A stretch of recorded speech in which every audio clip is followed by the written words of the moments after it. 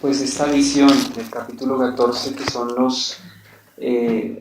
la visión del Cordero con los 144.000 y la visión de los 3 ángeles, y después de esto pues hablaremos del ángel con la hoz. Entonces, para que tengamos una idea, ubiquémonos acá en la diapositiva. Ustedes ven capítulo 14. ¿Qué hemos visto hasta ahora? ¿Y cuál es el título de este capítulo? Visiones y anuncios previos a las copas de la ira. Visiones y anuncios previos a las copas de la ira. Papi, me hace un favor, prendemos allá. ¿Y cómo dividimos este capítulo? Visión del Cordero de los 144.000, eso ya lo vimos. Segundo, el anuncio de los 3 ángeles. Versículo 6 al versículo 13. Ya lo vimos, pero vamos a partir un poquito de ahí para entrar en contexto. Y tercero, visión del ángel con la hoz, que también lo estamos viendo, del versículo 14 al versículo 20. Entonces, eso quería que supiéramos y nos ubicáramos dentro del mapa, ¿no? Entonces, el ángel con la advertencia, ya lo hemos leído, versículo 9 al versículo 13. Entonces, ¿qué leíamos nosotros allí? Dice capítulo 14, versículo 9 al versículo 13, y el tercer ángel lo siguió, diciendo a gran voz: si alguno adora a la bestia de su imagen y recibe la marca en su frente o en su mano, él también beberá del vino de la ira de Dios, que ha sido vaciado puro en el cáliz de su ira, será atormentado con fuego y azufre delante de los santos ángeles y del Cordero. Y el humo de su tormento sube por los siglos de los siglos, y no tienen reposo de día ni de noche los que adoran a la bestia de su imagen, ni nadie que reciba la marca de su nombre. Aquí está la paciencia de los santos, los que guardan los mandamientos de Dios y la fe de Jesús. Oí una voz que desde el cielo me decía: escribe, bienaventurados de aquí en adelante los muertos que mueren en el Señor. Sí, dice el Espíritu, descansarán de sus trabajos, porque sus obras siguen con ellos. Esa es la porción que habíamos abarcado, ¿no? Ya habíamos hablado del vino de la ira de Dios, es decir, el castigo, el juicio de Dios sobre los malvados, ¿no?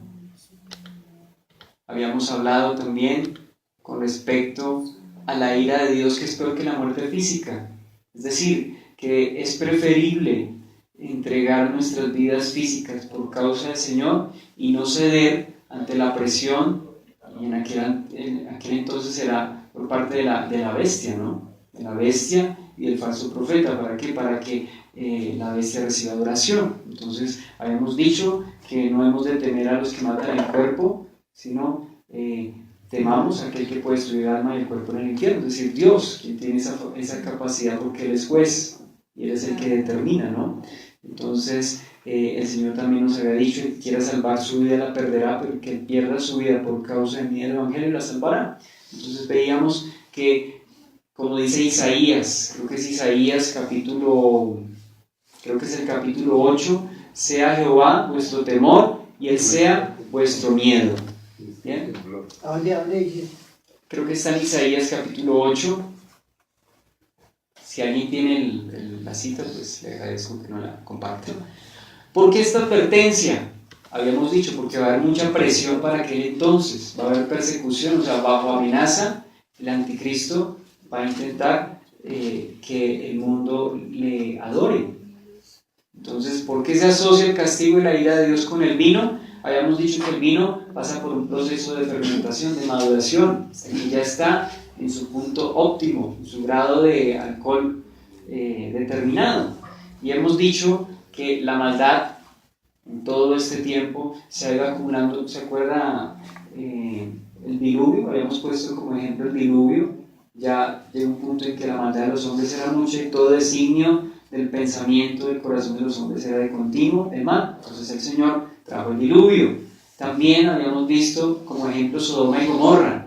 Dice el Señor, cuando hablaba con Abraham, dice: porque el clamor de Sodoma, de esta ciudad, ha venido sobre mí. O sea, ha subido el clamor contra la ciudad por sus pecados, por sus maldades. Es decir, llegó un momento en que la maldad había llegado al colmo. Así como el vino pasa por un proceso de fermentación, así también la maldad había llegado a un punto en el que debía ser juzgada, y así será en el futuro. De la misma manera, hablamos del vino de la ira de Dios cuando en su momento y a su manera el Señor determina hacerlo, es decir, no va a haber impunidad.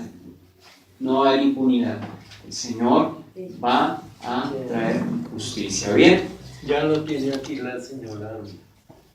El 13. Ay, ya le está buscando. 8:13, listo, ya está la cita, muchas gracias. Jehová dice, sea vuestro temor y él sea vuestro miedo. Bien, cuando hablábamos del vino vaciado puro, el vino vaciado puro, ¿qué significa? El vino vaciado puro, se acuerda que antiguamente, e incluso creo que hoy en día, pues el vino se rinde con agua, y en ese entonces se hacía. Sin embargo, este vino, el vino de la ira de Dios, va a ser vaciado puro. ¿Qué significa? Que con toda la contundencia y sin ningún margen pues de compasión, porque los seres humanos incluso durante este tiempo han recibido la misericordia y la compasión de Dios, incluso enviando a un ángel con el evangelio eterno, recuerda, y ni aún así muchos se quisieron arrepentir. Entonces habíamos hablado de que este vino es sin mezclar, es decir, ni una gota, como vemos allí, de agua hay para enfriar su dolor, ninguna gracia ni esperanza le acompaña. Ha sido vaciado puro. El castigo va con toda la contundencia. ¿Por qué? Porque Dios es justo y eso es motivo de alabanza. Eso es motivo de alabanza. Cuando el Señor hace justicia y trae juicios, como vemos en Apocalipsis, el cielo pues prorrumpe en alabanza. Una pregunta. Esto también tiene que ver con lo de Mateo 9, donde habla de los odres. No, señor. No, señor. Se refiere a otra cosa. Sí. El tormento eterno. El tormento eterno, habíamos dicho que está claro aquí, dice que el humo de su tormento sube por los siglos de los siglos. Es decir, que hay condenación y hay conciencia y condenación. Es como dicen los testigos de Jehová, que proclaman, ya hemos dicho, la doctrina del aniquilacionismo. Es decir, que una persona impía cuando muere, cesa, ya no existe más ni es consciente de él mismo, sino que definitivamente pasa a ser como, digamos, un cuerpo inerte, así como una roca, un ladrillo. Sí, es decir, no es consciente de su existencia. Pero la Biblia dice que una vez las personas mueren y se van al Hades, y más adelante, cuando sea el juicio del gran trono blanco o el juicio final, dice que los muertos van a resucitar y van a ser juzgados de acuerdo a sus obras, y el que no se haya inscrito en el libro de la vida va a ser echado en el lago que arde con fuego y azufre, que es la muerte segunda, es decir, va a ser atormentado para siempre. Entonces, el tormento es consciente y es eterno. Fuego y azufre, bueno, sinónimo de juicio también. ¿Recuerda Sodoma y Gomorra, que fue destruida de esa manera? Hemos hablado de la paciencia, la bienaventuranza de los santos, ¿recuerdan? Y es lo que leímos pues al principio de esta cita. La paciencia de los santos, recuerda que la palabra paciencia básicamente es perseverar bajo presión. Perseverar bajo presión, de eso habíamos hablado. ¿En qué consiste la paciencia de los santos? Bueno, por un lado, mantenerse fieles al Señor, a pesar de la presión. Y por otra parte también, en el creer que Dios hará justicia. Entonces eso que les da a ellos, les da motivo para mantenerse firmes. Características de los santos, ¿recuerdan? Ahí, según el versículo 12, si guardan los mandamientos y la fe de Jesús, es decir, son pacientes, son obedientes y han confiado en Cristo como su Señor y Salvador. Bien. Y también habíamos hablado de la bienaventuranza de los mártires. Entonces, ¿cuál es esa bienaventuranza? ¿En qué consiste? Dice de aquí en adelante, es decir, de la gran tribulación, en el tiempo de la gran tribulación, es donde parece que está ubicado esta parte de Apocalipsis. ¿Cómo debe ver un creyente la muerte? Habíamos hablado también al respecto. El mundo mira la muerte como una maldición. Sin embargo, el cristiano que muere experimenta descanso y recompensa. O sea, como cristianos debemos tener una perspectiva correcta de la muerte. Entonces, no podemos ver la muerte como una tragedia, simplemente es una etapa por la que todos deben pasar, y cuando los creyentes pasan por esa etapa, luego sigue el ir a la presencia de Dios, como dijo el apóstol Pablo. Dijo, pues, si parto, voy a estar con el Señor, lo cual es mucho mejor.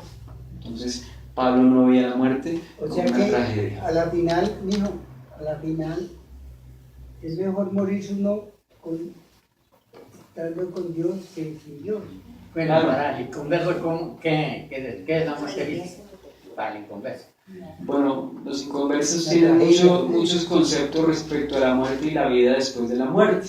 Para algunos simplemente es el fin de su existencia, para otros seguramente es un tiempo en el que de pronto huyen de sus problemas aquí en la tierra, pero pues para nosotros los creyentes, dice la Biblia, para mí el vivir es Cristo y el morir es ganancia. ¿Ganancia por qué? Porque voy a estar con la presencia del Señor, y más adelante, como si fuera poco, mi cuerpo va a ser resucitado, un cuerpo incorruptible, y por consiguiente estaré siempre con el Señor. O sea que, mijo, perdón, eso que dice Pablo, de ganancia, Ganancia. que es mejor, o sea, a la final, Sí. es mejor estar con Dios. Claro, lo que vivir estábamos con hablando Dios, ahorita. Vivir Sí, con Dios, porque es que no vivir sin Dios, porque pues si uno, digamos, si una persona... entonces por eso veíamos ahorita que es preferible que la persona Que Dios siempre esté con por un momento experimente la muerte, pero va después a disfrutar de una eterna victoria y eterno deleite, y no dejarse marcar o ceder a la presión del enemigo, y después, como vemos acá, pues ser atormentado. Entonces dice que sus obras con ellos siguen, o sea, descansan de sus trabajos, pero sus obras con ellos siguen. Eso lo vamos a entender cuando lleguemos al capítulo 15, porque ellos no es que van a llegar al cielo de brazos cruzados y se jubilaron y van a estar en una hamaca allá, no. Eso veremos más adelante que van a hacer los santos. Entonces, esto con respecto al anuncio, ¿No será que vamos a hacer? vamos a verlo más adelante. Tranquilo que eso lo vamos a tocar, si Dios lo permite, cuando lleguemos al capítulo 15. Entonces, en resumen del anuncio del tercer ángel, ¿qué vamos a ver? O ¿qué hemos visto, perdón?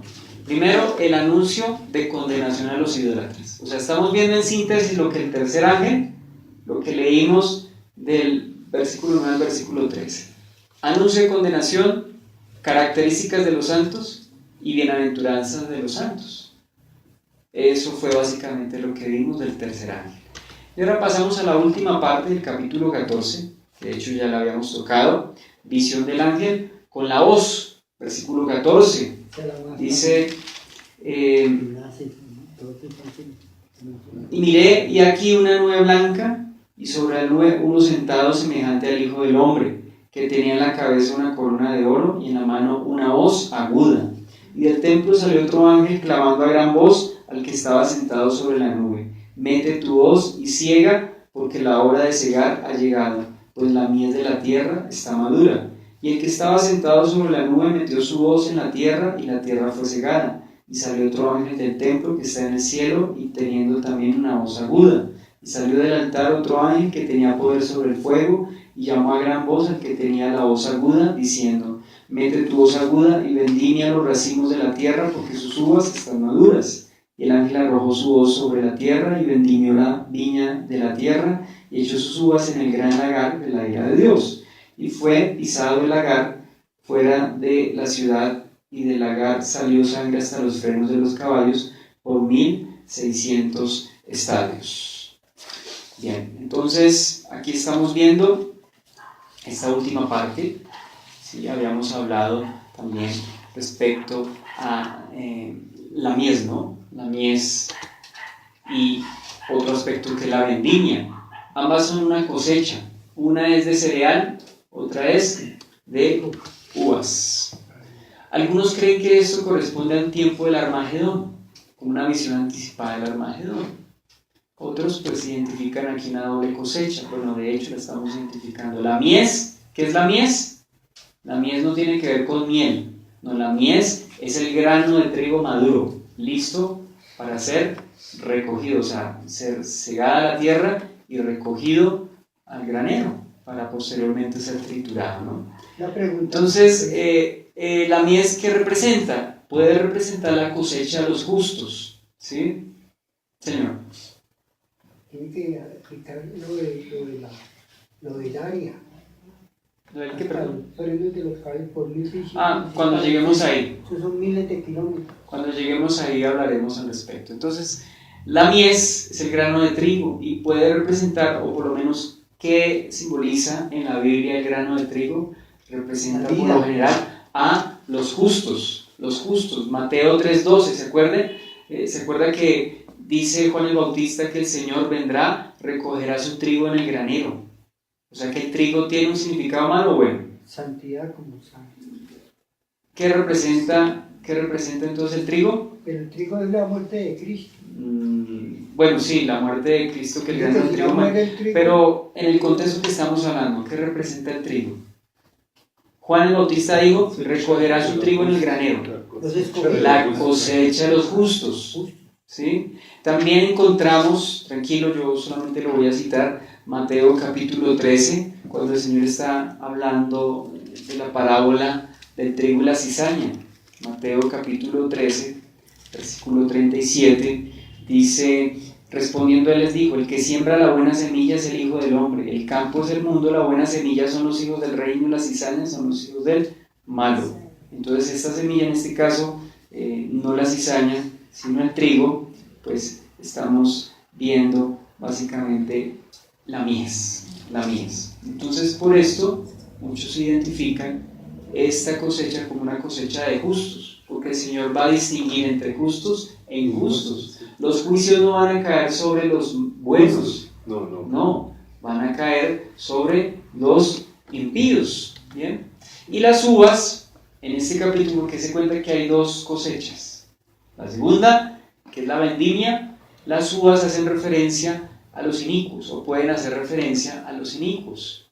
Por ejemplo, Joel 3:13, cuando habla de esa cosecha, nosotros miramos allí, simplemente lo voy a citar y de pronto hablaremos ahorita un poquito más. Las uvas es la misma vid, ¿no? Las uvas, no, la vid es la mata de uvas, ¿sí? Las uvas son los frutos de la vid, ¿sí? La vendimia es la cosecha de las uvas, o sea, se recogen las uvas, ¿sí?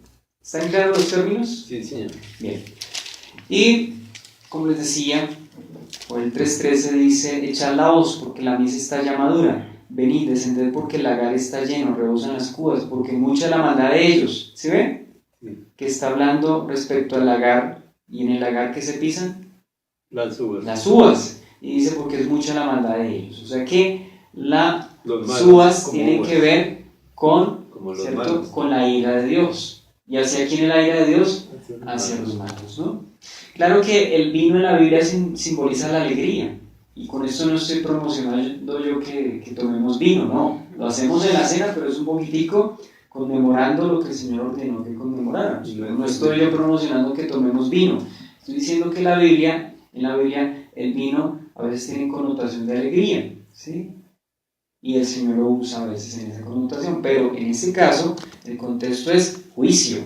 En el caso Apocalipsis, cuando habla de vino, por lo general se refiere a juicio, ira de Dios.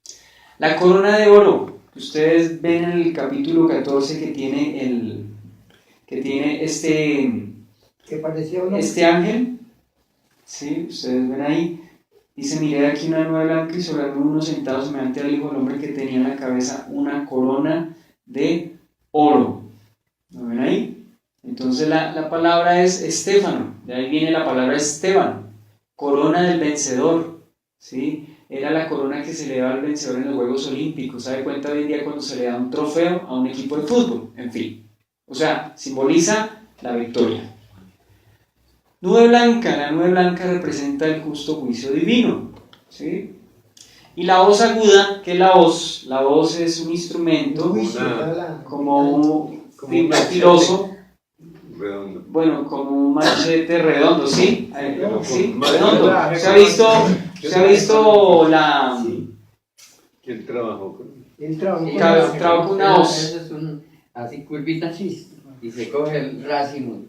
Allá sí tiene como sierritas, como los dientes de una piraña. Signo de pregunta, como el signo de pregunta, eso es una hoz, ¿cierto? Un instrumento curvado, como un cuchillo curvado. filos, refilos. Entonces, para que también nos hagamos una idea, creo que la bandera de la Unión Soviética tenía ese símbolo, una hoz. Y el La martillo. bandera, y de Turquía creo que también, no La recuerdo. hoz y el martillo. La hoz y el martillo, o sea, sinónimo de trabajo. Entonces, ¿qué se hace? Lo que don Humberto nos está explicando, que es manejar una hoz. Entonces, se coge el grano, ¿cierto? Con una mano y con otra se pasa la hoz para, pues, retener en la mano las espigas que se están recogiendo, ¿no? Entonces, ¿qué representa entonces la hoz? El juicio, en este caso, bueno, sí, puede representar el juicio divino, veloz, preciso y devastador.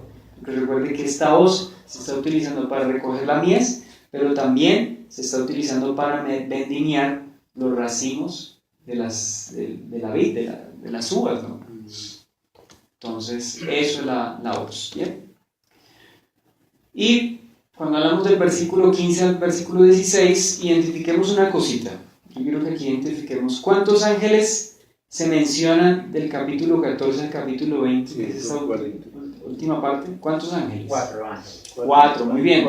Cuatro. El primero, Creo que uno es el que está en la nube. sí, el que está en la El segundo, el del versículo 15, que le da como la orden que meta la hoz, ¿cierto? Que eche la hoz para recoger la mies. El tercero, dice el versículo 17, salió otro ángel del templo. Y el cuarto, versículo 18, el que sale del altar y le está dando la orden al tercero que, pues, también eche la hoz para vendimiar, para la vendimia. Pero el primero dice la palabra que era semejante Al Hijo del Hombre. al Hijo del Hombre. Bueno, algunos creen que este es el Señor Jesucristo, pero pues no parece. ¿Por qué? Porque viene un ángel a darle como una orden. Como una orden, Y un sí. ángel, Es ¿cierto? Darle una orden al Hijo de Dios, pues no. Sí, Pero sí está reflejando la naturaleza de la divinidad divina del Señor Jesucristo por O sea, puede la ser- nube y por la corona. Puede Bien, ser un justo de Dios, el que estaba ahí, que le dio la orden, un ángel, un ángel. o otro ángel. Bueno, seguimos, vamos a hablar de primero la cosecha de la mies, la cosecha de la mies. ¿A qué se refiere la mies? Probablemente. ¿Qué es lo más probable que se refiere la mies? La cosecha de los justos. La cosecha de los justos. ¿Sí? Entonces hay dos maneras de comprender esta primera cosecha. Puede dar una imagen del recogimiento de los creyentes o el rapto, el arrebatamiento. Puede ser un símbolo del arrebatamiento. ¿Sí? También es mucho. Dice acá, es el recogimiento de los creyentes de la tribulación para su entrada en el milenio. Según este punto de vista, esto correspondería con las buenas semillas, ya lo vimos, ¿cierto? Es decir, los hijos del reino. Y también no podemos descartar que se refiere a cosecha de juicio. Sin embargo, lo más probable, porque el trigo tiene buen significado, de acuerdo a lo que el Señor explica, pues puede simbolizar los justos. O sea que va a haber cosecha de justos y cosecha de injustos, de impíos.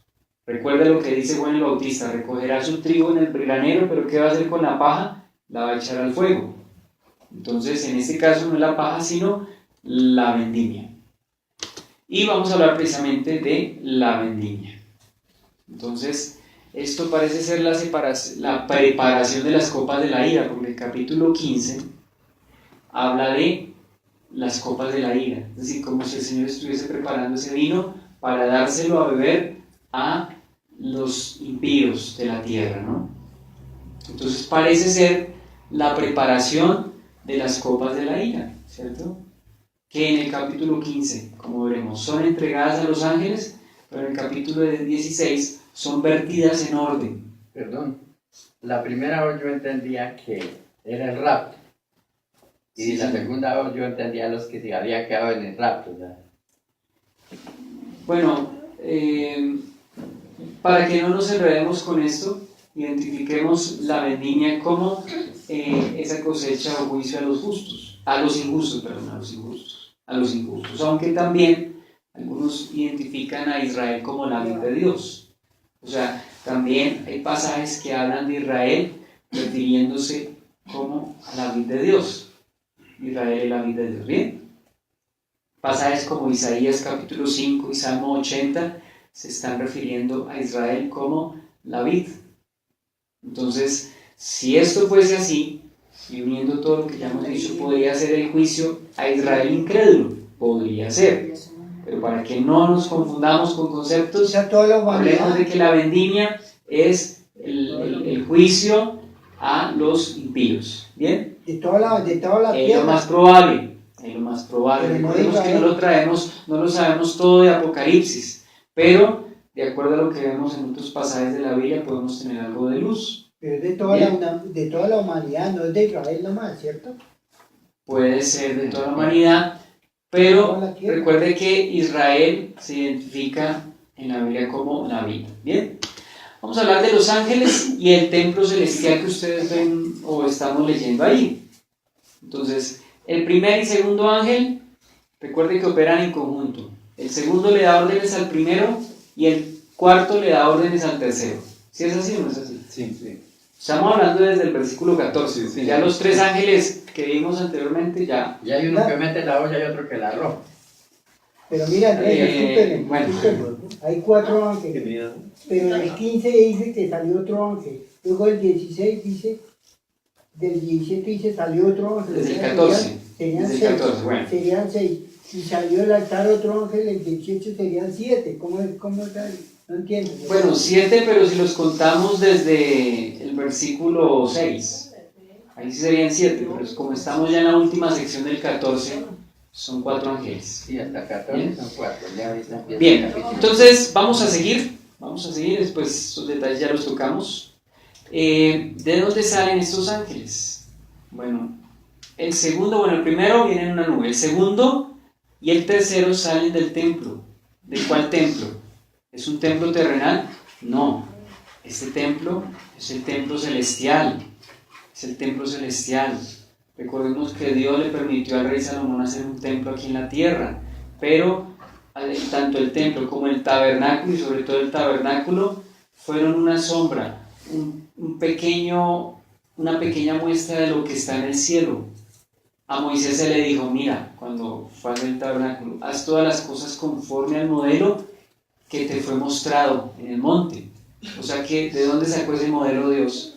Que le estaba mostrando, muy seguramente, el templo celestial, un templo en el cielo. Bueno, de hecho, el cielo es un templo porque Dios está ahí, ¿cierto? Y es adorado y exaltado. Pero en Apocalipsis se nos habla de un templo, el templo celestial.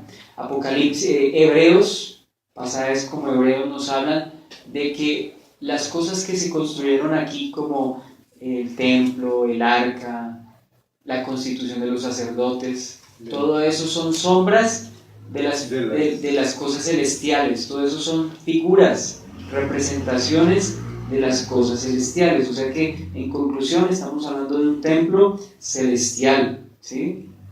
Y también en Apocalipsis anteriormente ya habíamos hablado del templo, y lo vamos a seguir viendo. En el capítulo 15 se va a seguir hablando del templo. ¿Cuál templo? Templo celestial. ¿Bien? Entonces, con esto podemos confirmar que si salen del templo es que es la voluntad de Dios. Es la voluntad de Dios castigar a los impíos y contestar la oración de los mártires.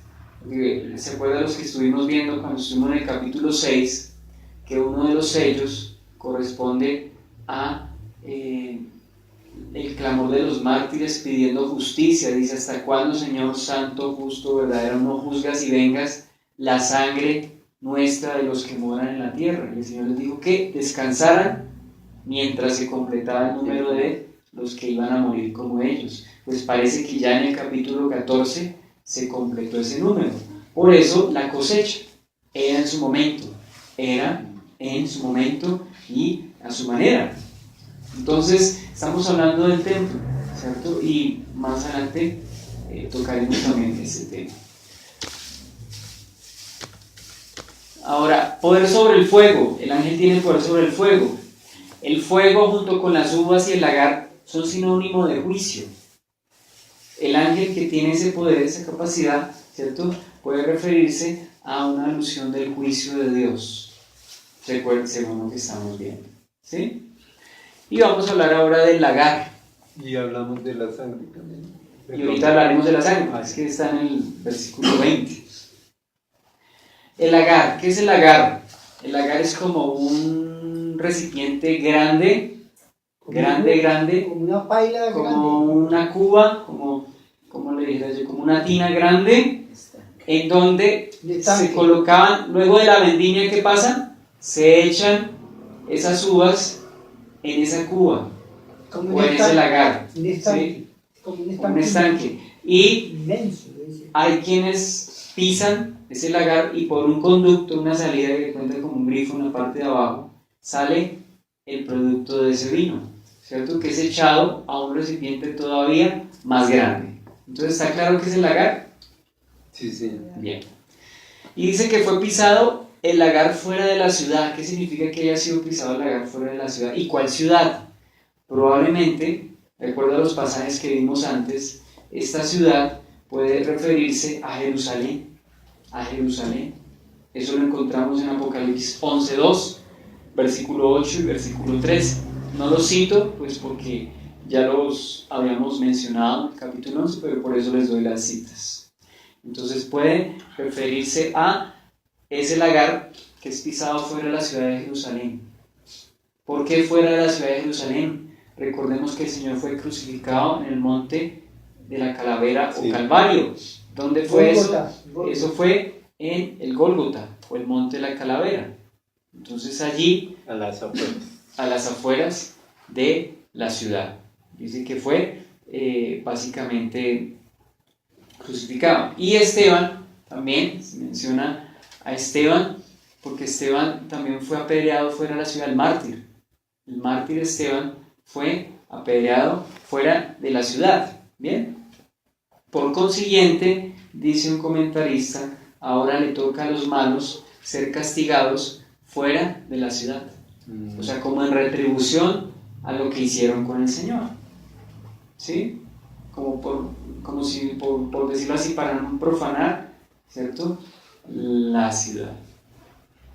Entonces, por eso habla de que fuera de la ciudad. Ahora recordemos, con respecto al lagar, en Apocalipsis 19:15, bueno, recordemos, no, los que hemos pasado por ahí, más adelante veremos, Apocalipsis 19:15, que el Señor es el que pisa el lagar de la ira del Dios Todopoderoso. Dice, de su boca sale una espada aguda para herir con ella las naciones, él la regirá con vara de hierro, y él pisa el lagar del vino del furor y de la ira de Dios Todopoderoso. Entonces estamos viendo allí el juicio de Dios sobre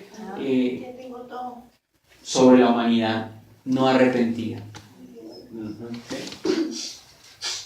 Ahora, el río de sangre, y cuando hablamos de sangre, si ustedes miran el versículo 20, fue pisado el lagar fuera de la ciudad, y del lagar salió sangre hasta los frenos de los caballos por 1600 estadios. La pregunta sería la siguiente: ese lagar, bueno, ya sabemos que la sangre se refiere a el color del jugo de uva. Sin embargo, por el hecho de que se nombre como sangre, Que fueron humanos pisados. está hablando, no que fueron humanos pisados, sino que recordemos que el vino es sinónimo de juicio. Por eso el color del vino. El color del vino nos recuerda un poco a la sangre. Entonces por eso se habla de la sangre, pero básicamente es ese vino. La pregunta es la siguiente: ese vino, ese río de sangre del cual, o sea, se va a pisar el lagar, y es verdad que lo que va a salir va a ser un río de sangre o de vino por 1600 estadios. ¿A qué corresponde la medida de 1600 estadios? Miles de 288 kilómetros. Es como de aquí a qué. Haciendo cálculos. Cuadrados. No cuadrados, no habla de cuadrados. Es longitud. Solamente está hablando de longitud. Señor, ¿de aquí a Medellín? No. Es como de aquí a que ¿Cuántos kilómetros? ¿Cuántos? 300 kilómetros, unos 300 kilómetros. Bueno, De aquí a Tocancipá. No, eso sí, hermano. pero yendo y volviendo como 8 veces, ¿no? Como de aquí a Villavicencio. ¿Como de aquí a Villavicencio? No, doble vez. Y yendo y viniendo. Yo creo que Bueno, 120. Bueno, pero para que tengamos un dato más exacto, Es que 300 kilómetros. Ida y venía. sí, Algo pues digo. siempre es, pero no tanto. Bueno, no vamos a entrar en, Si son 300 kilómetros. no vamos a entrar en tanta, que no somos aquí, pero básicamente dice que esta es la distancia más o menos que tiene de norte a sur Palestina, es decir, desde el punto norte de Palestina hasta el sur, el desierto de Judá, o sea, dicho en palabras bíblicas, desde Dan hasta Beerseba. Dan era la ciudad más al norte de Israel, Beerseba la ciudad más al sur.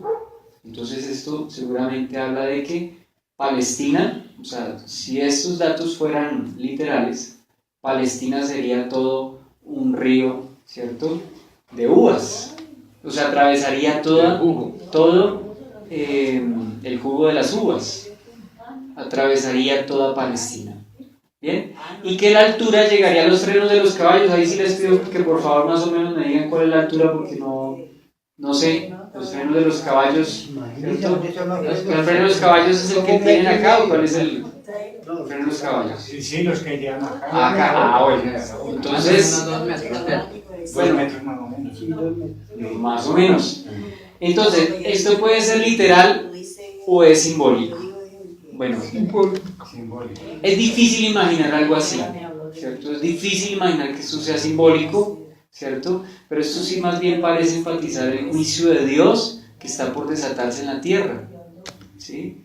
Entonces, sea como sea, yo personalmente creo que ese río y ese lagar es simbólico, dando a entender el juicio de Dios severo. Sea como sea, el vino significa que el juicio de Dios va con toda su justicia, ¿no? Entonces, hasta ahí terminamos el capítulo 14. ¿Dudas hasta acá? ¿De qué nos está hablando acá? Que va a haber un juicio, de que Dios es justo y que Él no va a permitir la impunidad. Que va a haber una cosecha de justos y va a haber una cosecha de impíos. De eso habla el Señor en sus parábolas. En los evangelios habla respecto a eso. Entonces dice que separará las ovejas de los cabritos. ¿Recuerdan? Aquí lo está diciendo, parece que lo está diciendo en términos de trigo y uvas. Entonces trigo, el que va a recoger en su granero, ¿cierto? Y las uvas, las que va a pisar, sinónimo de el juicio de Dios. Sinónimo del juicio de Dios. Ahora, todavía bien, hay tiempo de arrepentirse. todavía hay tiempo. Es que incluso, recuerden que hemos visto que incluso en la tribulación, en el periodo de Va a venir un persecución, ángel. el ángel va a predicar el evangelio. Van a haber 2 testigos también que van a predicar, como vimos en el capítulo 11. Entonces, aún en medio de tanta persecución que va a haber, misericordia. Va a haber misericordia y el Señor va a seguir llamando a la gente. Va a seguir llamando a la gente, ¿para qué? Para que se decida por Dios. Bien, vamos a ubicarnos otra vez dentro del término general de Apocalipsis, porque acabamos el capítulo 14 y con el capítulo 14 terminamos una sección grande. Entonces vamos a recordar todo lo que hemos visto en Apocalipsis durante, creo que estos 4 años, estos últimos 4 años o 3 años y medio, que fue cuando empezamos a estudiarlo. Entonces vamos a recordar qué vimos desde aquel entonces. Primero, vamos a ver una división general, o sea, una división para que se nos quede así y no se nos olvide. Primero, las cosas del pasado, es decir, la visión del Hijo de Dios glorificado en el capítulo 1. Segundo, las cosas del presente, es decir, las que son las iglesias, que también miramos en el capítulo 2 y capítulo 3. Y tercero, las cosas del futuro, es decir, las cosas que han de ser después de la descripción de las iglesias, las cosas del futuro. Pues estamos, digamos, en la era o en la dispensación actual, digamos, aquí donde nos encontramos como iglesia, ¿sí? Entonces, ¿en cuántas partes estamos viendo la división? ¿Cuántas partes? 3. Partes, así. Pero vamos a ver una división más específica, que es la que hemos tomado desde el principio. Primero, el capítulo 1 al capítulo 3 visión de Cristo y su mensaje a las iglesias. Ya lo vimos. Sí, sí. Capítulo 2 al capítulo 7, el libro con los 7 sellos. ¿Sí? Capítulo 8 al capítulo 11, las 7 trompetas. Ahí vemos un paréntesis. ¿Bien?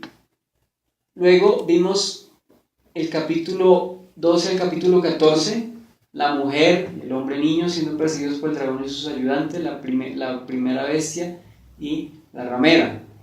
Bueno, cuando hablamos de la ramera hablamos de la gran Babilonia, sobre la cual el Señor que va a arrojar el vino del ardor de su ira. ¿Listo? ¿Qué es lo que acabamos de terminar? ¿Sí ven? Acabamos de terminar la cuarta división de Apocalipsis, por así decirlo. Y lo que está en amarillo es lo que vamos a empezar a ver, capítulos 15 al capítulo 16, que son las 7 copas de la ira. Lo que vamos a empezar a ver desde el capítulo, ¿cuál capítulo? 15. Sexta parte del libro, capítulos 17 al 19, que es el juicio de Babilonia. Esos 2 capítulos se dedican casi que de manera exclusiva a hablar del juicio contra Babilonia. Ya habíamos hablado aquí en el capítulo 14 a qué se podía referir con Babilonia, que significa confusión, es decir, a la religión falsa, la religión apóstata. Y por último, capítulo 7, la séptima parte, capítulos 20 al 22. Esa última sección la trataremos mucho más adelante. Entonces, dése cuenta, lo que está en amarillo es en donde estamos. Capítulo 15 al capítulo 16. Eso es lo que vamos a empezar a tomar. ¿Está claro hasta acá? Sí, sí. ¿Está claro, Malca? Sí, señor, el amarillo. Listo. Vamos entonces a ubicarnos en el capítulo 15 al 16, pero primero vamos a tomar el 15, ¿cierto? Y luego el 16. Las 7 copas de la ira. Entonces, en esta sección vamos a ver la última serie de juicios sobre la tierra. ¿Cuántas series de juicios hay en Apocalipsis? ¿Alguien recuerda? ¿Cuántas series de juicios hay en Apocalipsis? 5. 7. Bueno, divisiones son 7, divisiones del libro Apocalipsis, pero ¿cuántas series de juicios? ¿Cuántos juicios hay? 5, 6. Hay 3. El primero son los 7 sellos, el segundo, las 7 trompetas, y entramos a la última serie de juicios, 7 copas. que son las 7 copas de la ira. Las Copas, 7 sellos copas de y la ira. trompetas. Sellos, trompetas y copas, en ese orden. ¿Listo?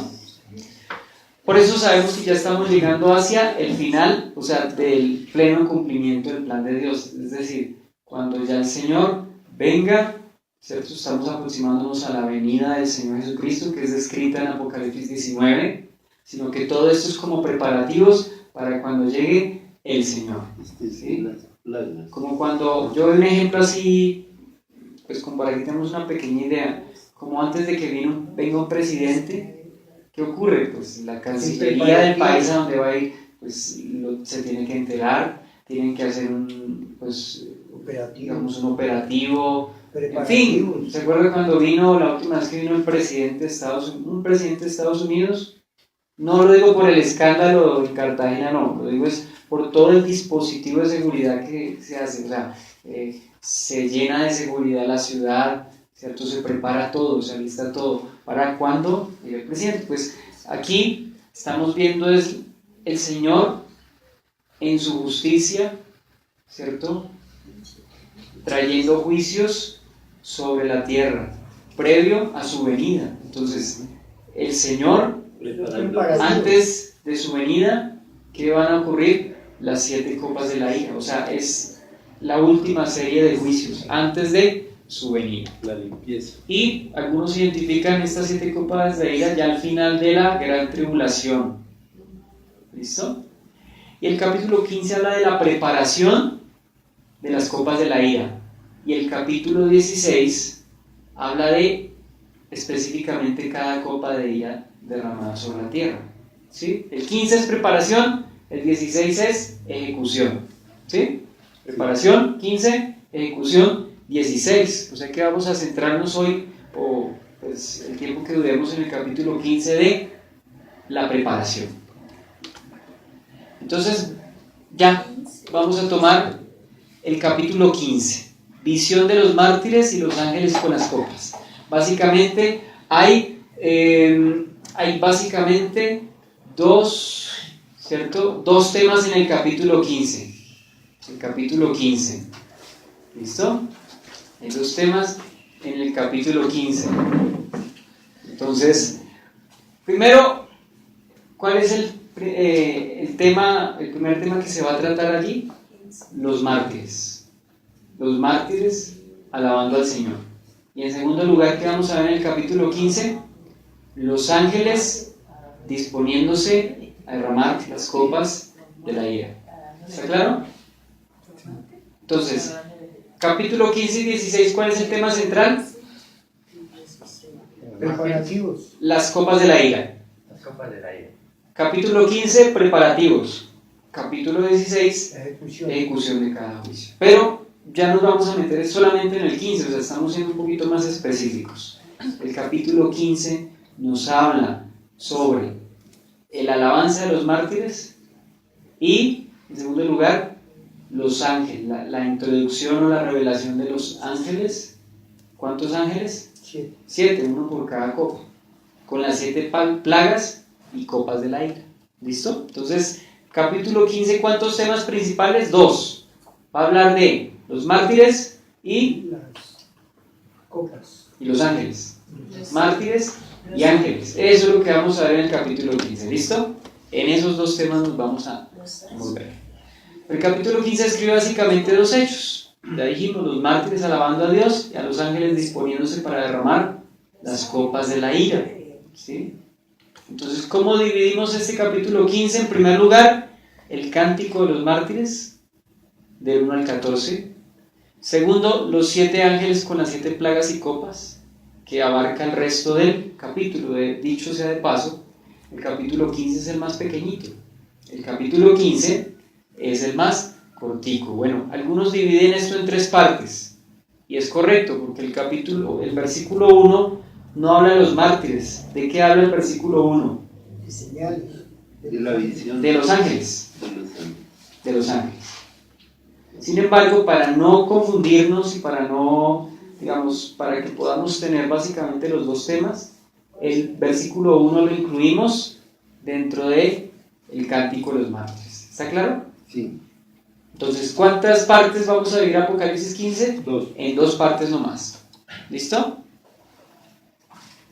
Entonces vamos a empezar con la primera parte, que es el cántico de los mártires victoriosos. Vamos a leerlo del versículo 1 al versículo 4. Dice: viene en cielo otra señal grande y admirable, 7 ángeles que tenían las 7 plagas postreras, porque en ellas se consumaba la ira de Dios. Vi también como un mar de vidrio mezclado con fuego, y a los que habían alcanzado la victoria sobre la bestia y su imagen, y su marca y el número de su nombre, en pie sobre el mar de vidrio, con las arpas de Dios. Y cantan el cántico de Moisés, siervo de Dios, y el cántico del Cordero, diciendo: grandes y maravillosas son tus obras, Señor Dios Todopoderoso, justos y verdaderos son tus caminos, Rey de los santos. ¿Quién no te temerá, oh Señor, y glorificará tu nombre? Pues solo tú eres santo, por lo cual todas las naciones vendrán y te adorarán, porque tus juicios se han manifestado. Hasta ahí entonces esta porción. Hasta ahí esta porción. Entonces, ¿cuál es el primer tema? La canción de los mártires victoriosos. ¿Sí?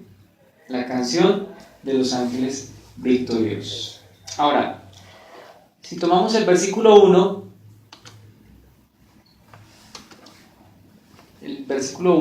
aquí, hablamos de una señal, ¿bien? Hablamos de una señal y dice aquí, ¿cierto? Que, ¿cómo comienza hablando el capítulo 15 de los ángeles? Lo aclaramos, ¿cierto? Con las 7 plagas, y con estas se consumaba la ira de Dios. Es interesante que sean 7 los juicios en cada ocasión, o sea, 7 sellos, 7 trompetas, 7 copas de ira. El número 7 es número de perfección o plenitud, es por excelencia el número de Dios. Por ejemplo, el candelero de 7 brazos, ¿cierto? Que estaba en el tabernáculo los 7 días de la semana. Hay otra ¿Bien? cosa. Entonces el 7 es número de plenitud. Hay una O cosa. sea que En los casinos, ¿se ha visto? Allá colocan el número 7 como de buena suerte. sí, señor. Pero eso es sacado de esto de Sí, mal interpretado. Entonces el número 7 es número de Dios, número de plenitud. ¿Qué significa que hayan 7 juicios? 7 copas. Que el juicio es perfecto. Que el castigo sobre los impíos es perfecto. O sea, no va a haber impunidad. O sea, no va a haber... No se escapa nadie. Exacto, no va a haber ni un poquito menos ni un poquito más. Va a ser perfecto el juicio de Dios. Por eso hablo del número 7. ¿Está claro? Y dice que este versículo es similar al 6. Si usted mira el 6, también habla otra vez, o sea, el versículo 1 lo vemos muy similar al versículo 6, porque el versículo 1 habla de los ángeles. Del 2 hasta el 4 habla de los mártires, pero otra vez del 2 hasta el versículo 6 otra vez retoma los ángeles. Dice que versículo 6, y del templo salieron los 7 ángeles que tenían las 7 plagas, vestidos de lino limpio, resplandeciente y ceñidos alrededor del pecho con cintos de oro. Pero en el versículo 1 habla de que tienen las 7 plagas postreras porque con ellas se consuma la ira de Dios. O sea, el Señor queda completamente satisfecho, no va a haber impunidad, se van a castigar a los impíos. ¿Está claro? Por ahora no vamos a hablar más del versículo 1. Y vamos a tocar el versículo 2. Y vi también como un mar de vidrio mezclado con fuego, y a los que habían alcanzado la victoria sobre la bestia y su imagen, y su marca y el número de su nombre en pie sobre el mar de vidrio con las arpas de Dios. ¿Cuándo vimos el mar de vidrio? En el capítulo 4, versículo 6. Tranquilo, solamente lo voy a citar. Capítulo 4, versículo 6 dice: y delante del trono había como un mar de vidrio, semejante al cristal. O sea, es una escena en el cielo. ¿Dónde están estos hombres y estas mujeres? ¿Dónde están estos santos? Están en el cielo, sobre un mar de vidrio. Y habla también de mezclado con fuego. ¿A qué puede hacer referencia el fuego? A la santidad de Dios, al juicio de Dios, pero en este caso la santidad de Dios. El mar de vidrio, o sea, el mar de vidrio se refiere a que el piso, ¿cierto?, debe ser translúcido, ¿cierto? Pero además de eso dice que es mezclado con fuego. No nos podemos imaginar eso porque en la tierra, pues no, imagínense uno caminar en un mar de vidrio y fuego, si el vidrio por lo general en contacto con el vidrio, ¿qué pasa? Se derrite. Se derrite y se puede romper. Entonces no hay comparación aquí en la tierra. O sea que es una escena en el cielo. Literal, yo sí creo que es una escena literal porque es en el cielo. ¿Sí? Bien. Entonces, estamos viendo Andrés, una pregunta. ¿Ese será el tercer cielo? Sí, señor.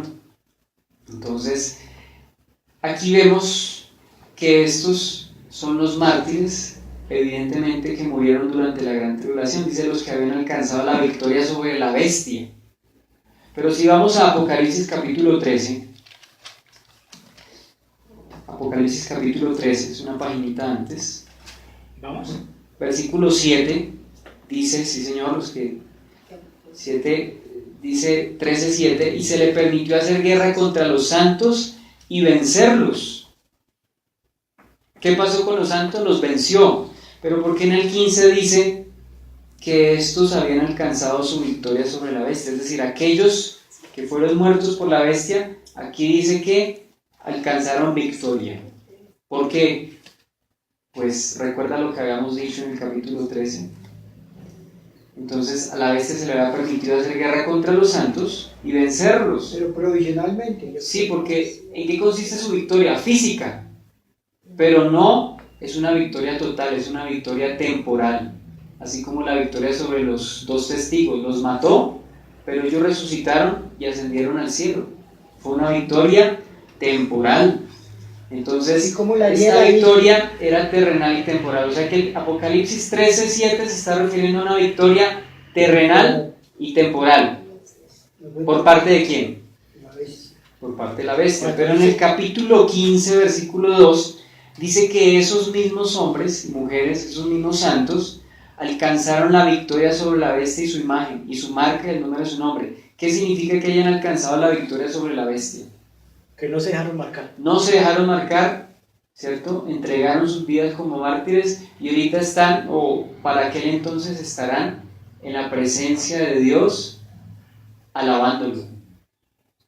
Entonces, dése cuenta que la victoria del capítulo 13 es terrenal y temporal. Y la victoria del capítulo 15 es definitiva. ¿Por parte de quién? De los santos mártires hacia la bestia, ¿no? Con respecto a la bestia. Entonces, esta victoria sí es verdadera victoria, la que se está hablando en el capítulo 15. Es una victoria definitiva que el Señor le ha concedido a los mártires. ¿Recuerdan? Porque estos mismos bienaventurados del capítulo 14, ¿se acuerdan? Bienaventurados los que de aquí en adelante mueren. ¿Cómo fueron ellos? Pacientes. O sea, ¿qué significa paciencia? Perseverar a pesar de la presión. Obedientes. ¿Se acuerdan que vimos esa característica en ellos? Y también guardaron la fe de Jesús. ¿Cómo se presentan aquí? Como verdaderos vencedores. Entonces, vemos que sus obras con ellos siguen. ¿Por qué vemos que sus obras siguen con ellos? Yo voy a hacer esa pregunta. Vamos a leer versículo 2 al versículo 3. Vi también como un mar de vidrio mezclado con fuego, y a los que habían alcanzado la victoria sobre la bestia y su imagen, su marca y el número de su nombre, en pie sobre el mar de vidrio con las arpas de Dios, y cantan el cántico de Moisés, siervo de Dios, y el cántico del Cordero, diciendo: grandes y maravillosas son tus obras, Señor Dios Todopoderoso, justos y verdaderos son tus caminos, Rey de los santos. ¿Qué habíamos leído en Apocalipsis 14:13? Que descansarán de sus trabajos, porque sus obras con ellos siguen. ¿Descansaron de sus trabajos ahí? Sí, Sí. Sí. Pero sus obras con ellos siguen. ¿Siguieron? están siguiendo. ¿Cómo siguieron? Porque, Alabaron a Dios. Glorificando a Dios. ¿Por qué, Señor? porque las maravillas. Porque están cantándole a Dios. Alabándolo, entonces siguieron. Porque le están cantando, o sea, sus obras siguieron. Claro. Entonces, dése cuenta, alabar no va a ser una carga. Y eso también deberíamos ejercitarnos nosotros en esto, ¿no? Que orar no sea una carga, que leer la Biblia no sea una carga, que ayunar no sea una carga, que congregarnos no sea una carga. Ay, el domingo tocó madrugar. No ha visto los niños cuando les dicen paseo? ¿A qué hora se levanta un niño cuando le dicen que van a ir a Piscilago? Sergio a veces ni duerme. Se levantan antes y levantan a los papás, ¿cierto? O sea, no es una carga para el niño, es un gozo para el niño. Pues, una semana. así como los mártires Un año antes. no consideran que eso sea una fatiga, sino que dice que ellos alaban, nadie los está obligando, es un canto espontáneo, es decir, sale como prueba de fidelidad, amor, ¿cierto? Y agradecimiento al Señor. Entonces, ¿sus obras con ellos siguieron? Sí. Sí. ¿Por qué? Están Porque alabando ellos a Dios. están alabando al Señor. Y pues aquí vemos que ellos lo hacen con todo su fervor, ¿no? Y otra cosa que yo quiero aclarar, bueno, de eso hablaremos en 8 días, si lo permite, pero Apocalipsis, vemos que Apocalipsis no es un libro meramente de juicios, porque la gente cree que Apocalipsis, hay una persona que cuando ve que la situación está difícil alrededor en nuestro país, con nuestros vecinos, con el mundo, con la guerra en una y en otra parte, dice: ya estamos en el Apocalipsis. ¿A qué está relacionando el Apocalipsis esa Fin persona? del mundo. Al fin del mundo, a destrucción, a caos, a juicios, a langostas que atormentan hombres, todo eso. Pero ¿qué estamos viendo acá? Que Apocalipsis también es un libro de ¿qué? Justicia. De adoración. De adoración, de adoración. De hecho, muchas de las canciones que nosotros entonamos en las congregaciones se basan en el libro Apocalipsis. O sea que el libro Apocalipsis no es solo un libro de juicios. Estamos viendo Apocalipsis solamente de una perspectiva. Apocalipsis es un libro de adoración, de alabanza. Si usted y yo queremos saber cómo se alaba en el cielo, cómo se exalta, libros como Apocalipsis nos enseñan cómo se hace y aquí nos lo están mostrando. Dice que ellos están cantando el cántico de Moisés y el cántico del Cordero. De eso hablaremos en su momento. Dice, grandes y maravillosas son tus obras. O sea que si en el cielo estaba sucediendo todo eso, nosotros aquí en la tierra deberíamos imitar esto. O sea que el corito que se canta a veces, que en el cielo se oye y en la tierra se canta, es bíblico. ¿Verdad? Es decir, que nosotros deberíamos, ¿cierto?, tomar ejemplo lo que hay en el cielo para que nosotros lo hagamos en la tierra. Si hay instrumentos para alabar a Dios en el cielo, pues hombre, aquí en la tierra, ¿cierto? ¿Por qué no hemos de entonarlos para Dios si hasta los salmos mismos nos invitan a hacerlo? Entonces, Apocalipsis es un libro de adoración, no solo de juicios. O sea, no lo veamos solamente por un lado, veámoslo en todo su esplendor. Es un libro de adoración, de alabanza, ¿no? Entonces, como lo hacen los santos en el cielo, alaban al Señor, pues nosotros aquí en la tierra hemos de cultivar esa vida de oración. Es decir, tenemos que ejercitarnos en esa vida de oración. Desde ya, Señor, sé que me cuesta leer la Biblia, pero voy a empezar a tomar esa disciplina. Cosa que en algún momento me guste. Como los niños a veces no les gusta hacer oficio, pero si los niños son ejercitados en el que mantengan su cuarto aseado, ya cuando grandes no van a soportar ver un cuarto desordenado. O sea, ya para ellos no va a ser una carga, sino que es una necesidad tener su cuarto organizado. ¿Por qué? Porque han sido educados en eso. Vemos nosotros como cristianos, educarnos desde ya en disciplinas espirituales como el ayuno, como la vigilia. Por eso estamos tratando de hacer la oración. Bueno, a veces no estamos todos, lo tratamos de hacer por teléfono. En 8 días, también vamos a hacer algo en 8 días, vamos a tener la reunión normal, pero vamos a tener además, después de la reunión, un tiempo de intercesión y vamos a venir de ayuno. Les invito que si nos quieren acompañar, ayunemos ese día. O sea, de hoy, en 8 días vamos a hacer eso. ¿Por qué? Vamos a tratar de hacer lo que en el cielo se hace. Se adora, se honra a Dios, ¿cierto? Y nosotros debemos empezar a ejercitarnos en eso. Porque la gente quiere ir al cielo, pero no se porta, o sea, es decir, no se prepara para el cielo. Una persona que se la pasa viendo televisión acá y quiere ir al cielo, ¿qué le va a pasar cuando llegue al cielo? Pues que se va a aburrir. Se va a aburrir porque ya no hay televisores. Si eso fuera así, no estoy diciendo que vaya a ir al cielo, ¿cierto? Estoy diciendo que si le gusta ver televisión aquí en la tierra y no se prepara para adorar a Dios, ¿cómo espera llegar al cielo? Si allá no va a haber televisores. ¿Cómo un borracho espera el favor de Dios si en el cielo no va a haber alcohólicos? Si en el cielo la gente va a estar en sano juicio. ¿Se da cuenta? Entonces, este es un llamado. Bueno, estamos viendo el televisor, ¿cierto? Pero en el sentido de lo que la programación de todo ese TV cable, y la gente a veces paga por eso. Paga por el pecado. No estoy condenando a todos los que tengan TV cable, ¿cierto? Algunos ni siquiera harán uso de eso, pero hay personas que sí pagan para contaminarse con lo que se ve ahí.